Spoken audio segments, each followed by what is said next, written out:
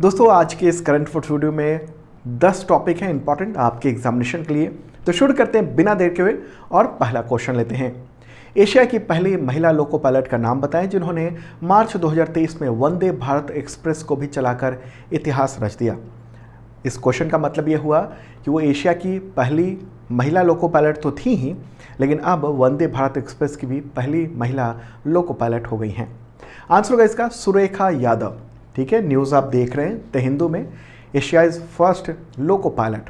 कब इन्होंने वंदे भारत एक्सप्रेस को चलाया? तो 13 मार्च 2023 को, और इसी के साथ वो वंदे भारत एक्सप्रेस को भी दौड़ाने वाली पहली महिला लोको पायलट बन गई है। किस रूट पर वंदे भारत एक्सप्रेस को चलाया गया?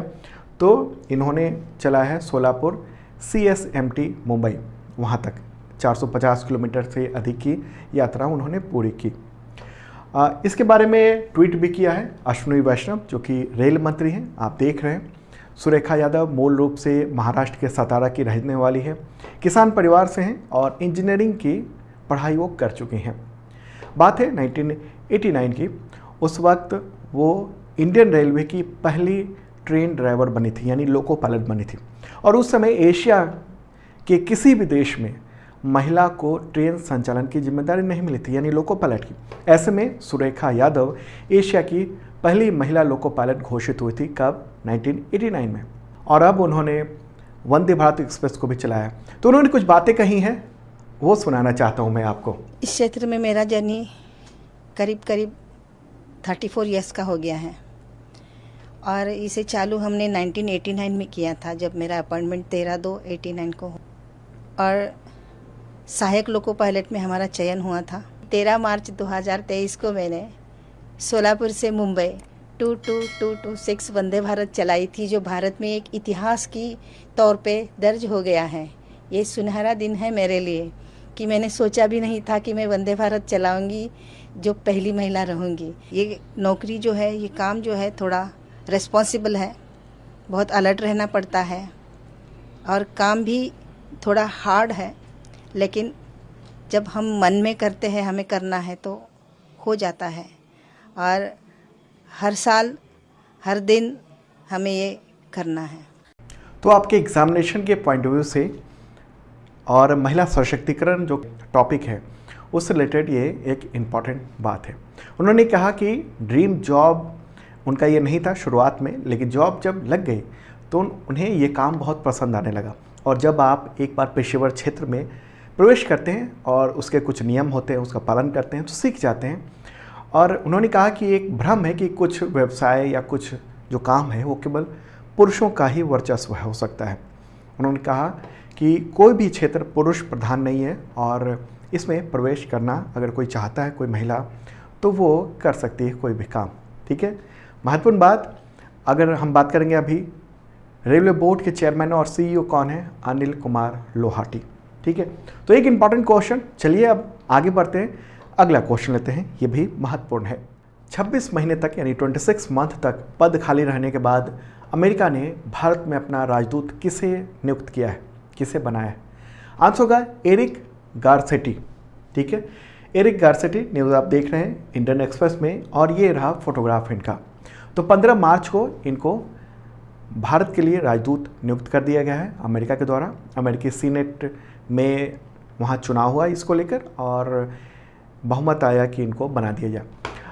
अगर आप कहेंगे कि ये 26 महीने से पद खाली था, तो हाँ, अमेरिका का जो एम्बेसी है इंडिया में, उसमें जो एम्बेसडर का पद होता है, जो चीफ होता है एम्बेसी का, पूरे जो राजनयिक हैं भारत में अमेरिका के, उसके चीफ होते हैं, तो वो पद खाली पड़ा हुआ था 26 महीने से। आपको बताऊं कि जनवरी 2021 में उस वक्त थे एम्बेसडर केनेथ जस्टर। उन्होंने इस्तीफा दे दिया था इस वजह से क्योंकि जो बाइडन चुन के आ गए थे, नए राष्ट्रपति बन गए थे, और चूँकि ट्रंप ने उनको बनाया था केनेथ को, तो इस्तीफा दे दिया उन्होंने। उसके 6 महीने के बाद, यानी जनवरी 2021 के 6 महीने के बाद, जो बाइडन ने एरिक गारसेटी को नॉमिनेट किया। देखिए, होता यह है कि वहाँ पर एम्बेसडर की नियुक्ति के लिए पूरी प्रोसेस प्रक्रिया है। भारत की तरह नहीं है कि सरकार ने तय कर दिया कि इनको वहाँ का एम्बेसडर बना दिया जाए और वहाँ का एम्बेसडर बन जाता है कोई। भारत में ऐसा होता है। अमेरिका में ये है कि राष्ट्रपति वहाँ के यानी प्रेसिडेंट वो नॉमिनेट करते हैं कि ये व्यक्ति वहाँ का एम्बेसडर होगा, लेकिन उसकी परमिशन लेनी होती है सीनेट से। सीनेट को कैसे समझे आप? तो देखिए, जैसे भारत में जो राज्यसभा होता है उच्च सदन, वैसे ही अमेरिका में सीनेट होता है। अमेरिका में भी 2 सदन हैं, एक है हाउस ऑफ रिप्रेजेंटेटिव जैसे भारत में लोकसभा है, और एक है सीनेट यानी जैसे भारत में राज्यसभा है। तो सीनेट से परमिशन लेनी होती है और लंबे समय से अटका हुआ था। 2 वजह थी, एक तो ये था कि सीनेट में जो बाइडेन का बहुमत नहीं था, और इन पर कुछ आरोप भी लगे थे कि जब ये लॉस एंजलिस के मेयर थे उस दौरान इनके ही एक कलीग ने यानी इनके अंडर के एक स्टाफ ने कुछ उन पर यौन उत्पीड़न के मामले आए थे, और इन पर आरोप था कि इन्होंने उसको पनिशमेंट नहीं दिया, उन पर कोई कार्रवाई नहीं की, तो उस वजह से थी। तो लेकिन अब नियुक्ति हो गई है 26 महीने बाद। ठीक है, अगर सवाल हो कि अमेरिका में भारत के राजदूत कौन है, वहाँ के राजदूत तो आपने जान लिया, क्या नाम है? एरिक गारसेटी, नाम ध्यान में रखना है। अमेरिका में भारत के राजदूत हैं तरनजीत सिंह संधू, ये रहा फोटोग्राफ इनका, क्या नाम है? तरनजीत सिंह संधू। चलिए अब आगे बढ़ते हैं, अगला क्वेश्चन लेते हैं, महत्वपूर्ण है ये भी। आरबीआई ने बैंकों को कितने देशों के साथ रुपए में ट्रेड करने की अनुमति दी है, व्यापार करने की अनुमति दी? आंसर होगा 18 देशों में। ये जानकारी कैसे आई? तो वित्त राज्य मंत्री हैं भागवत किशन राव कराड, तो उन्होंने राज्यसभा में ये जानकारी पेश की। एक सांसद ने पूछा था कि कितने देशों के साथ जो भुगतान है वो रुपए में करने का पूरा प्लान है, ऐसा चल रहा है। तो उन्होंने कहा, यानी सरकार ने कहा कि आरबीआई ने 18 देशों के बैंकों को रुपए में भुगतान के लिए विशेष वोस्त्रो रुपया खाता खोलने की अनुमति दी है। तो ऐसे में क्या होगा कि जब कोई भारतीय आयातक यानी इंपोर्टर किसी विदेशी व्यापारी को रुपए में भुगतान करता है तो उस वोस्त्रो खाते में वो रकम जमा हो जाएगी। ठीक है, मतलब जैसे अगर कोई देश है, मान लो कि यूनाइटेड किंगडम है, तो वहाँ पाउंड चलता है, तो अगर इंपोर्टर है, हमने इंपोर्ट किया है, तो वो रुपया जो है हमें भुगतान करना है, तो रुपया जो है वो एक खाते में जमा हो जाएगा, लेकिन उसको पेमेंट हो जाएगा। इंपोर्ट कर रहे हैं हम, और दूसरे जो व्यापारी है जिसको हमें पेमेंट करना है वो पाउंड में बैंक की ओर से वहाँ पेमेंट कर दिया जाएगा, लेकिन रुपया यहाँ जमा रहेगा। और जब इंडिया की ओर से कोई एक्सपोर्ट कर रहा है वहाँ पर, तो उसे उसी खाते से रकम मिल जाएगी और फिर वो पाउंड एक्सचेंज हो जाएगा। ठीक है, तो ये पूरी प्रक्रिया होती है। थोड़ा वोस्त्रो अकाउंट में ये थोड़ा क्रिटिकल होता है। अब ये बात कर लेते हैं कि कौन कौन से देश हैं जिसके लिए ये अनुमति मिली है। तो ये पूरी लिस्ट आप देख रहे हैं कौन कौन से देश हैं। वो Botswana, Fiji, Germany, Guyana, Israel, Kenya, Malaysia, Mauritius, Myanmar, New Zealand, Oman, रूस, Seychelles, Singapore, Sri Lanka, Tanzania, Uganda और यूनाइटेड किंगडम। ओके, एक इम्पॉर्टेंट बात ये रही। हालांकि आप ये सोचें कि इसी के साथ परमिशन मिल गई तो अब रुपए में कारोबार हो जाएगा, इतना आसान नहीं है रुपए में कारोबार करना। ठीक है, क्योंकि पूरी दुनिया में जो इस वक्त प्रभुत्व है जो भी ट्रांजैक्शन के लिए वो है डॉलर, और डॉलर का पूरा उसकी दादागिरी चलती है। एक इसी से जुड़ा हुआ एक बात मैं बताऊं, इम्पॉर्टेंट है। आप ये न्यूज़ देख रहे हैं आप, ठीक है। हुआ ये कि इंडिया ने बहुत बड़े पैमाने पर रूस से ऑयल परचेज किया, क्योंकि यूक्रेन और रूस का युद्ध चल रहा है, बहुत सारे प्रतिबंध रूस पर लगे हैं पश्चिमी देशों के द्वारा। तो रूस ने कहा कि हम सस्ते में आपको ऑयल दे रहे हैं इंडिया को। अब ढेर सारा ऑयल तो मंगवा लिया इंडिया ने, और ये भी बातचीत शुरू हुई कि रुपए में ये इसका पेमेंट कर दिया जाएगा। लेकिन हुआ ये कि रूस ने कहा कि नहीं, आप युआन में हमें पेमेंट करो, यानी चीन की जो मुद्रा है उससे हमें पेमेंट करो, हम रुपए में पेमेंट नहीं लेंगे।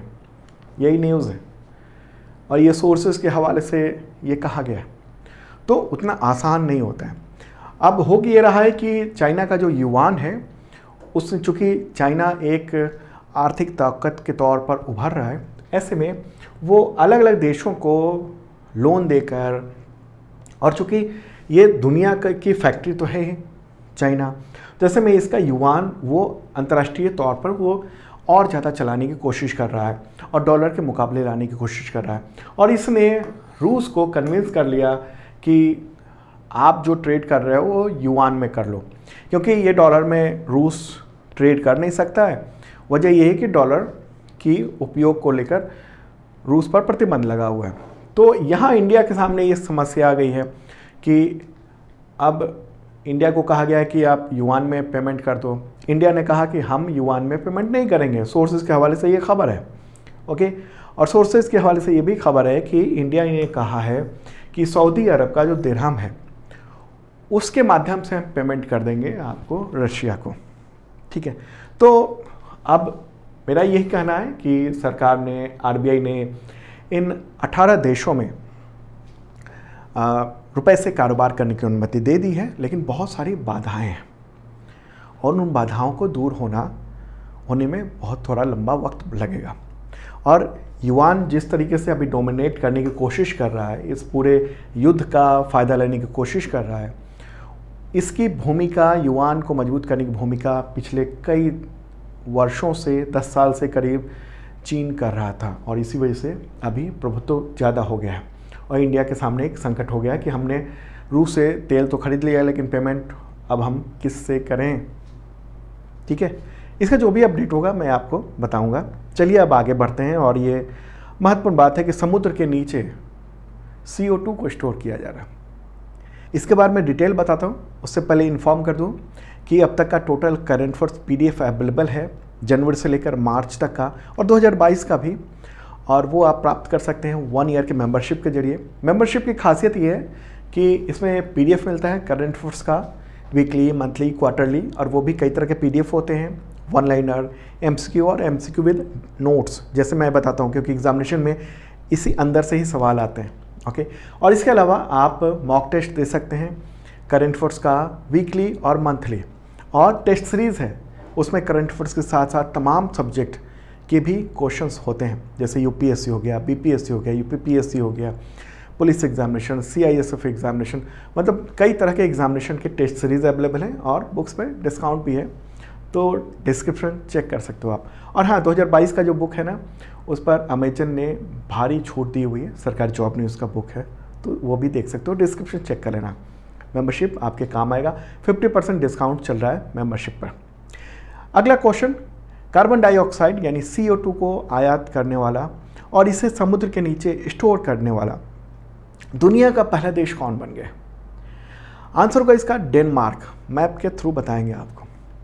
डेनमार्क ने अभी मार्च में ही उत्तर सागर के 1800 मीटर नीचे कार्बन डाइऑक्साइड स्टोर करने का ग्रीन सैंड प्रोजेक्ट का उद्घाटन किया है। कौन सा प्रोजेक्ट है? Green sand project. तो ये भी सवाल हो सकता है आपसे कि ग्रीन सैंड प्रोजेक्ट को किसने लॉन्च किया है और वो क्या है? तो आपका जवाब होना चाहिए कि कार्बन डाइऑक्साइड को समुद्र के तल के नीचे स्टोर करने की एक पूरी प्रक्रिया, प्रोजेक्ट है, उसको ग्रीन सैंड प्रोजेक्ट कहते हैं और इसे डेनमार्क ने लॉन्च किया है। ठीक है, ग्रीन सैंड प्रोजेक्ट, ये देखिए आप यहाँ लिखा है ना, ग्रीन सैंड प्रोजेक्ट है। ओके, ये कैसे होगा ये भी बताते हैं आपको, लेकिन पहले मैप के थ्रू दिखा दें कि डेनमार्क कहाँ पर है और किस जगह पर कार्बन डाइऑक्साइड को दफनाने या फिर स्टोर करने की कोशिश हो रही है और क्यों हो रही है कोशिश। ठीक है, मैप के थ्रू बताते हैं। तो ये रहा प्यारा भारत और अब चलते हैं यूरोप की ओर, क्योंकि डेनमार्क एक यूरोपीय देश है। ठीक है, तो यहाँ पर ये पूरा इलाका जो है ना वो यूरोप का है। इसमें रेड कलर में जो दिख रहा है वो है डेनमार्क। इसके बगल में इधर नॉर्वे है, स्वीडन है, ओके, इधर यूनाइटेड किंगडम है, इस तरफ जर्मनी है, इधर पोलैंड है और यहाँ वाला जो हिस्सा है ना, ये वाला हिस्सा, ये है नॉर्थ सी। ठीक है, और इसी नॉर्थ सी में कार्बन डाइऑक्साइड को लिक्विड फॉर्म में उसको दफनाया जा रहा है यहीं पर। उसके बारे में बताते हैं कैसे वो दफनाया जा रहा है और क्यों दफनाया जा रहा है। दरअसल देखिए होता क्या है कि ख़ास तौर पर क्रूड ऑयल का जो प्यूरिफिकेशन होता है, यानी रिफ़ाइन किया जाता है उसे रिफाइनरी में, तो उससे बहुत बड़ी मात्रा में कार्बन डाइऑक्साइड बनता है। तो उसको क्या किया जा रहा है कि लिक्विडिफाई कर दिया जा रहा है, उसको लिक्विड बना दिया जा रहा है उसी दौरान, ठीक है। और उसे क्या किया जा रहा है कि ये देख रहे हैं आप, बड़े से जो कंटेनर है उसमें लिक्विड फॉर्म में इसे स्टोर कर दिया जा रहा है, ये CO2 है। और इसे फिर जहाज़ में, बड़े बड़े जहाज़ में डालकर और कहाँ पहुँचाया जा रहा है, जहाँ पर जो तेल के कुएं हैं समुद्र के अंदर, वहाँ पर। इस तरीके से ये है तेल का कुआं। और बहुत सारे ऐसे कुएं हैं नॉर्थ सी में जो कि अब उसकी कैपेसिटी ख़त्म हो चुकी है, तो निकाला नहीं आ सकता। तो अब रिवर्स किया जा रहा है, यानी CO2 को लिक्विड फॉर्म में यहाँ से कंप्रेस किया जाएगा और तेल के कुएं में वहाँ पर भर दिया जाएगा। अब वो जो नीचे है यहाँ पर, वो पूरा एक ऐसा हार्ड है, वो जो इलाका है समुद्र के नीचे का, बेड के नीचे की बात कर रहे हैं, 1800 मीटर नीचे की बात हो रही है। तो वहाँ पर अंदर डाल दिएगा लिक्विड फॉर्म में और वो वहीं पर रह जाएगा। तो उत्तर सागर यानी नॉर्थ सी में विशेष रूप से इसको किया गया है। वहाँ पर गैस की पाइपलाइनें हैं और जो संभावित भंडार स्थल हैं, कुछ तेल के कुएं जो हैं वो सूख रहे हैं, तो वहाँ पर CO2 का भंडार किया जा रहा है। ओके, तो ये पूरी योजना है और इसमें कई और देश सामने आए हैं। इस बेल्जियम, तो उसने भी तरल पदार्थ में वहाँ पर भेजा है CO2। अच्छा, सवाल ये है कि आखिर उसको CO2 को जो जैसे दूसरे रिफाइनरी जो रिफ़ाइन करते हैं कच्चे तेल को, उससे डीजल और पेट्रोल निकाला जाता है, उस दौरान जो कार्बन डाइऑक्साइड बनता है तो उसको हवा में उड़ा दिया जाता है। आमतौर पर ऐसा भी होता है। तो ऐसा वो डेनमार्क क्यों नहीं कर रहा? देखिए, मामला ये है कि अंतर्राष्ट्रीय संधियों के अनुसार और संयुक्त राष्ट्र का जो कई सारी संधियाँ हैं उसके अनुसार हमें जो पृथ्वी को गर्म करने वाली जो गैसें हैं, ग्रीन हाउस गैसें, उसका उत्सर्जन कम करना है। और डेनमार्क ने ये उपाय निकाला कि वो उन गैसों को लिक्विडिफाई करके और उसे समुद्र के नीचे दफन कर दिया जाए। हालांकि वैज्ञानिकों ने और बहुत सारे एक्सपर्ट ने ये चेतावनी दी है कि ऐसा करना अभी पूरी तरह से टेस्टेड नहीं है। हो सकता है कि लीकेज हो जाए तो फिर वो सारा जो कार्बन डाइऑक्साइड है लिक्विड फॉर्म में वो बाहर आ सकता है।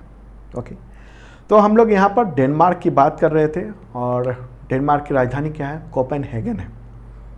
ओके, और क्राउन प्रिंस ऑफ डेनमार्क कौन है? युवराज फ्रेडरिक। मुद्रा क्या है? डेनिश क्रोन है। चलिए अब आगे बढ़ते हैं। अगला क्वेश्चन, किस देश में स्थित ज्वालामुखी माउंट मेरापी, वो मार्च 2023 में उसमें विस्फोट हुआ है? आंसर होगा इसका इंडोनेशिया। ठीक है, न्यूज़ देख रहे हैं आप। तो ये है इंडोनेशिया में और बहुत तगड़ा ये फटा है। राख के बादल कई किलोमीटर तक छा गए हैं वहाँ पर, आसपास के गांव में राख ही राख है। तो एक बार देख लेते हैं कि ये ज्वालामुखी कहाँ है और ये जो देश है इंडोनेशिया वो कहाँ पर है, मैप के थ्रू। आपके एग्जामिनेशन के लिए मैप भी ज़रूरी है। तो ये रहा प्यारा भारत और इंडोनेशिया यहाँ है। आप ये देख रहे हैं रेड कलर में, ये पूरा बहुत सारे द्वीप हैं और उसी में ये है जावा द्वीप यहाँ पर, और जावा द्वीप में ही ये है माउंट मेरापी। ओके, ये देख रहे हैं आप, ये सैटेलाइट इमेज है। तो अभी तो ये फटा है, तो जब का है ये उस वक्त फटा नहीं था, तो वो मैं आपको दिखा दे रहा हूँ। ठीक है, तो ये जो माउंट मेरापी है ना, वो अलग अलग समय पर फटता रहा है, फिर वो शांत हो जाता है, फिर फट जाता है, फिर शांत हो जाता है। अब बताया जा रहा है कि 1548 से अब तक लगातार इसमें विस्फोट होते रहे हैं, फिर शांत होता रहा है। और 2006 के बाद से ये ज्वालामुखी बहुत ज़्यादा सक्रिय हुआ है। 2010 में इस ज्वालामुखी के विस्फोट की वजह से करीब 347 लोगों की मौत हुई थी वहाँ पर। दोस्तों, यहाँ पर एक इम्पॉर्टेंट बात है कि दुनिया में सबसे ज़्यादा सक्रिय ज्वालामुखी इंडोनेशिया में ही है। ठीक है, देखिए पूरी दुनिया की बात करेंगे तो 1500 के आसपास एक्टिव ज्वालामुखी है, सक्रिय ज्वालामुखी, और इसमें सबसे ज़्यादा सक्रिय ज्वालामुखी इंडोनेशिया में। 7 ज्वालामुखी में तो इंडोनेशिया के 2022 अगस्त 2022 के बाद लगातार विस्फोट हो रहे हैं। उनमें जैसे क्राकटाऊ, मेरोपी, लोक, करागेटांग, सेमुरू, ईबू और डुकोनो, ये सब शामिल हैं।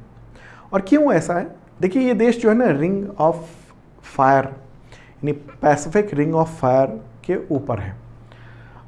यहाँ पर इंडोनेशिया है और ये है रिंग ऑफ फायर, कहते हैं पैसिफिक रिंग ऑफ फायर। क्यों कहते हैं इसको? इम्पॉर्टेंट है एग्जामिनेशन के लिए। इस इलाके में सबसे ज़्यादा भौगोलिक भूगर्भीय गतिविधि होती है।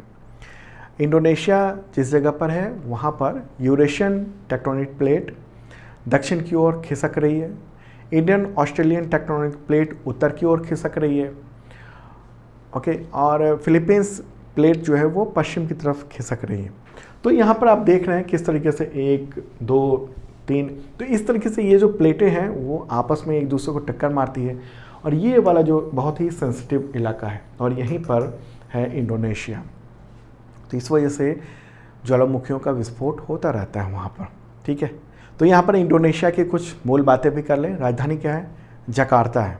ठीक है, और एक सवाल आपसे कि इंडोनेशिया ने अपनी नई राजधानी कहाँ पर बनाने का फैसला किया और उसको डेवलप भी कर रहा है। क्वेश्चन आपसे है, आप बताएंगे कि इंडोनेशिया की सरकार ने नई राजधानी कहाँ पर बनाने का फैसला किया हुआ है और उसके लिए काम चल रहा है। अभी तो जकार्ता है राजधानी।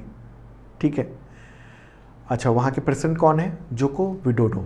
मुद्रा क्या है? Indonesian rupiah. आगे बढ़ते हैं, अगला क्वेश्चन। WHO ने लोगों के भोजन से 30% नमक कम करने का लक्ष्य वर्ष क्या तय किया है?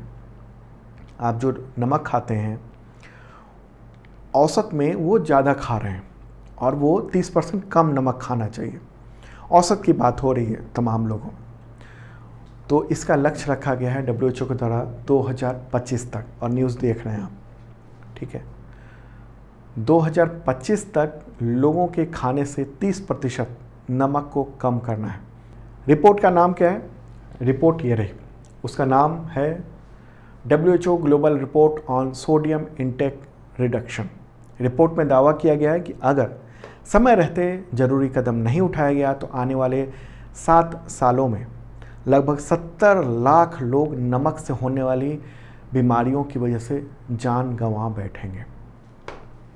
ये बहुत ही इम्पॉर्टेंट एक तथ्य है, इस रिपोर्ट में ये कहा गया। तो WHO ने कुछ प्लान बनाया है। प्लान ये है कि ज़्यादा नमक खाने की जो आदत है उसको बदलने के लिए कैंपेन किया जाए, अवेयरनेस प्रोग्राम तमाम देशों में चलाया जाए, पता चल सके लोगों को कि अधिक नमक खाने से क्या होता है और कैसे आप अनजाने में अधिक नमक का सेवन कर रहे हैं, इसके बारे में बताया जाएगा। जैसे जो पैक्ड फूड है उसमें नमक की क्वांटिटी बहुत ज़्यादा होती है, तो इसके बारे में बताया जाएगा। और जो पैक्ड फूड इंडस्ट्री है उस पर भी दबाव डाला जाएगा कि वो नमक का इस्तेमाल कम करें। तमाम public institute, school, hospital, offices, वहाँ पर सोडियम के जो आइटम है उसको कैसे कम किया जाए, इस पर बात होगी। ठीक है, नमक जो है ना वो लेना भी ज़रूरी है लेकिन अधिक नहीं होना चाहिए। सवाल है कि कितना नमक लेना चाहिए। तो WHO ने इस रिपोर्ट में ये कहा है कि दुनिया भर में ज़्यादातर लोग रोज़ाना 10.8 ग्राम नमक खा रहे हैं, जो उनके शरीर की ज़रूरत से कई गुना ज़्यादा है। एक हेल्दी व्यक्ति को एक दिन में 2.3 ग्राम ही सोडियम लेना चाहिए। कितना? 2.3 ग्राम ही। ये 2.3 ग्राम जो सोडियम है ना, ये कितने नमक में आपको मिल जाएगा? तो 5 ग्राम नमक में ही इतने सोडियम मिल जाएगा। लेकिन होता यह है कि इससे ज़्यादा नमक कंज्यूम कर रहे हैं। हालांकि अलग अलग जो हेल्थ इशू वाले पेशेंट हैं, जैसे किडनी, डायबिटीज़, हार्ट पेशेंट, उनके लिए इसकी मात्रा कम भी हो सकती है। और जो धूप में बहुत ज़्यादा काम करते हैं, जिनको पसीना ज़्यादा आता है, तो उनके लिए हो सकता है कि नमक की ज़रूरत ज़्यादा हो। अब सवाल यह है कि नमक ज़रूरी क्यों है? नमक में सोडियम और पोटेशियम दोनों होता है। सोडियम इंसान के शरीर में पानी को सही लेवल पर बना कर रखता है और ऑक्सीजन और दूसरे जो पोषक तत्व हैं उन सबको ऑर्गन तक पहुंचाने में मदद करता है। तो इसकी वजह से हमारा जो वास्कुलर हेल्थ है, यानी नर्व तंत्रिका में एनर्जी आती है। हालांकि शरीर में नमक का सही बैलेंस होना बहुत ज़रूरी होता है, ठीक है। तो कम नमक या बिल्कुल नमक नहीं खाएंगे तो क्या नुकसान होगा, उससे भी नुकसान है। जैसे लो ब्लड प्रेशर हो सकता है अगर बहुत कम नमक खाते हैं, और नमक अगर ज़्यादा खा लेंगे तो उससे भी कई समस्या है। किडनी में सूजन आ जाता है, बालों का झड़ना, शरीर में वाटर रिटेंशन बढ़ जाता है, शरीर में पानी को जमा रखता है, heart disease, high blood pressure, stroke जैसी कई सारी बीमारियां होती हैं, हड्डियां कमज़ोर हो जाती है, ऑस्टियोपोरोसिस की प्रॉब्लम होने लगती है, प्यास ज़्यादा लगने लगती है, और प्यास ज़्यादा लगेगी तो टॉयलेट भी ज़्यादा जाना पड़ता है, रात में नींद अच्छी नहीं आती है, बेचैनी महसूस होती है, तो वो भी नमक ज़्यादा होने से। और इसी वजह से WHO ने ये कहा है कि 2025 तक 30% नमक जो है ना उसका उपयोग कम किया जाए, ठीक है, उसकी कोशिश ये किया जाए। चलिए अब आगे बढ़ते हैं, अगला क्वेश्चन लेते हैं। ये सब जो डिटेल बता रहा हूँ ये अलग अलग मुद्दों पर सेहत से रिलेटेड अगर आपके UPSC में सवाल आ जाए तो उसके लिए ज़रूरी है, क्योंकि WHO एक अंतर्राष्ट्रीय संगठन है और महत्वपूर्ण संगठन है। तो अगर उसने कोई अभियान चलाया है तो उससे रिलेटेड आगे पीछे की जानकारी थोड़ी होनी चाहिए आपको, और इंटरेस्टिंग भी है ये। कैसा लग रहा है ये करंट अफेयर्स आप बता सकते हैं कमेंट बॉक्स में। और हाँ, जो भी मैं बता रहा हूँ ना उन सब का PDF अवेलेबल है। डेली का PDF फ्री होता है, तो इसे डिस्क्रिप्शन में चेक कर लेना, या फिर सरकारी जॉब न्यूज़ का जो ऐप है गूगल प्ले पर, वहाँ पर डेली का जो करंट अफेयर्स है आप डाउनलोड कर सकते हैं, देख सकते हैं। और हाँ, इसका इंग्लिश वर्जन भी अवेलेबल हो चुका है, तो डेली का हिंदी वर्जन और इंग्लिश वर्जन दोनों आपको मिल जाएगा करंट अफेयर्स का, ठीक है। किस कहाँ पर, ऐप में, सरकारी जॉब न्यूज़ का। अगला क्वेश्चन लेते हैं, राष्ट्रीय टीकाकरण दिवस यानी नेशनल वैक्सीनेशन डे कब मनाया जाता है? आंसर होगा इसका 16 मार्च को, ठीक है। पूरे देश में टीकाकरण के महत्व को बताने के लिए ये दिवस मनाया जाता है, जागरूकता के लिए। पहली बार कब मनाया गया था? 16 मार्च 1995 को, 16 मार्च 1995 को। उस वक्त 1995 में भारत ने पल्स पोलियो अभियान शुरू किया था। ओरल पोलियो वैक्सीनेशन की पहली खुराक उस समय शुरू की गई थी, और पोलियो को जड़ से ख़त्म करने का जो अभियान चला था, तो उसी को देखते हुए ये दिवस इस दिन को तय किया हुआ है। अगला क्वेश्चन लेते हैं, नो स्मोकिंग डे कब मनाया जाता है? आंसर होगा इसका मार्च के दूसरे बुधवार को। और 2023 में कब मनाया जा रहा है? तो वो है 8 मार्च को मनाया जा रहा है। धूम्रपान यानी स्मोकिंग छोड़ने के लिए प्रेरित करना, तो उसके लिए ये दिवस मनाया जाता है। मुख्य तौर पर सिगरेट, बीड़ी, तंबाकू, इन सब के सेवन से जो स्वास्थ्य पर बहुत बुरा प्रभाव पड़ता है, उसके बारे में इंफॉर्मेशन देना, जागरूकता फैलाना, ये है। शुरू में तो युवाओं को बड़ा अच्छा लगता है सिगरेट पीना, लेकिन उसका असर जब 10 साल 20 साल बाद पता चलता है, तब असर बहुत नुकसान होता है उसका। अगला क्वेश्चन लेते हैं, फीफा के अध्यक्ष का नाम बताएं जिन्हें एक और कार्यकाल यानी वर्ष 2027 तक फिर से चुन लिया गया उस वक्त के लिए। आंसर होगा जियानी इन्फेंटिनो। मुझे लगता है कि नाम आपको ध्यान में होगा, तो ये क्वेश्चन इंपॉर्टेंट है। फिर से चुन लिया गया है, न्यूज़ आप देख रहे हैं, वर्ष 2027 तक के लिए।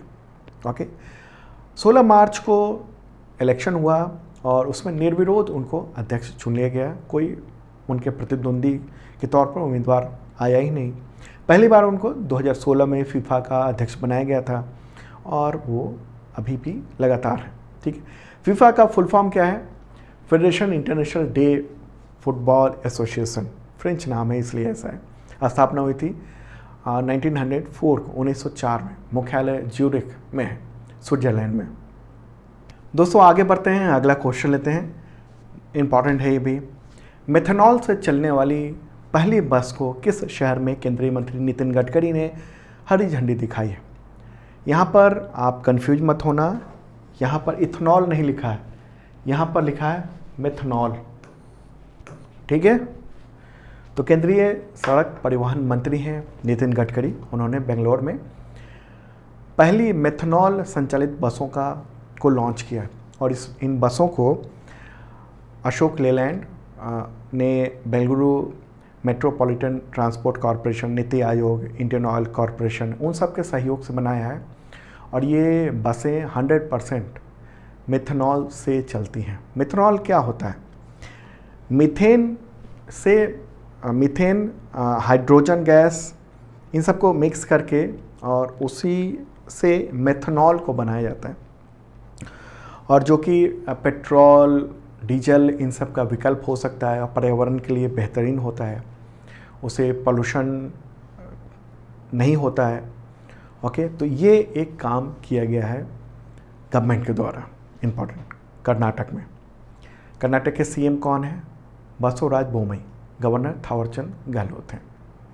तो दोस्तों ये था इंपॉर्टेंट करंट अफेयर्स। और भी क्वेश्चन है, कल सुबह 7 बजे ज़रूर देखना। अब डेली करंट अफेयर्स आपको मिलता रहेगा। ओके, चलिए अब मिलते हैं कल।